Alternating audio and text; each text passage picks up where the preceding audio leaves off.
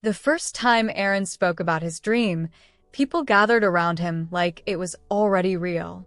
"You will win this year," one man said confidently. "You have the best aim in the village," another added. Someone even clapped him on the back and said, "Start preparing your victory speech."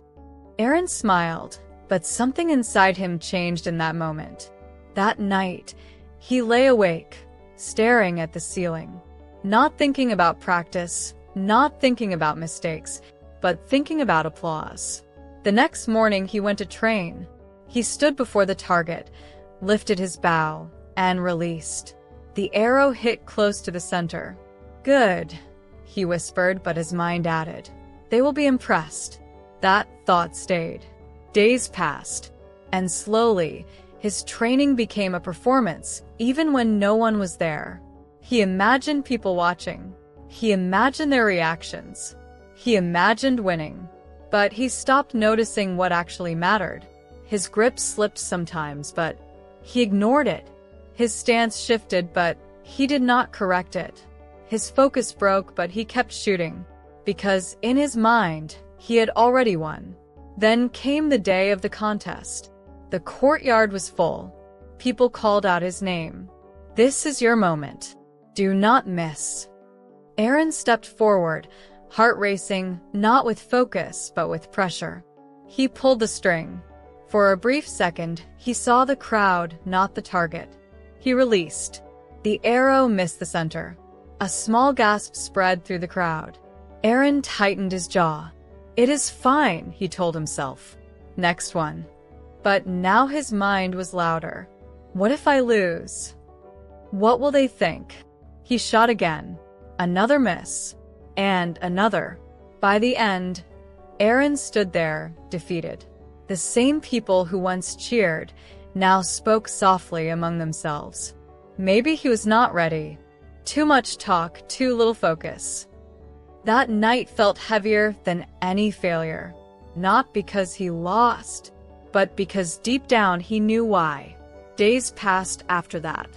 Aaron stopped going to the courtyard, stopped talking about archery, stopped answering questions. One evening, while walking near the edge of the village, he saw an old archer sitting quietly, repairing a bow. Aaron hesitated, then sat beside him. "I lost," he said. The old man nodded, without looking up. "I know." Aaron frowned. "Everyone knows." The old man finally looked at him and said softly, "No, I know why."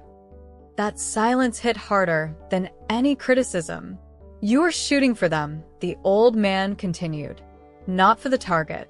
Aaron looked down. The old man pointed toward the distant forest.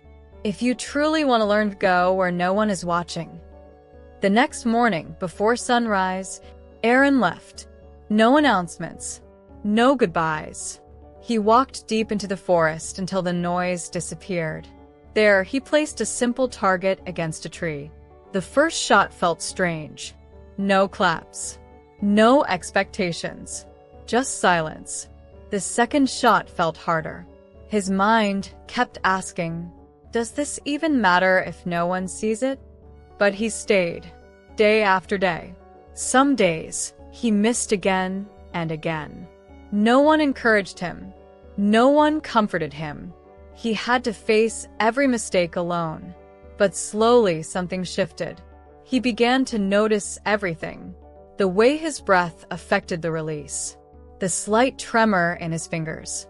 The exact moment when focus breaks. And this time he corrected it. Not for applause. Not for validation. But because it felt right. Weeks passed. The forest became his teacher. Silence became his strength. Then came the next contest. The same courtyard. The same crowd. People whispered again. "He is back." After disappearing like that, Aaron stepped forward. No smile. No announcement. He lifted his bow. This time, there was no crowd in his mind. No imagined applause. Just the target. He breathed in slowly, pulled the string, and released. The arrow struck the center. Perfect. He did not react. Second arrow. Center. Third. Center again. The crowd fell silent, then slowly erupted. But Aaron remained calm, because this time he was not shooting for them. When it ended, they called his name loudly, but he simply lowered his bow and stepped back. No speech, no celebration, just quiet understanding. He had finally learned the difference between noise and focus. Life lesson. When you talk too much about your goals, you start chasing applause, not progress. Silence protects your focus and keeps your effort honest. Work quietly, improve daily, and let your results speak when the time comes.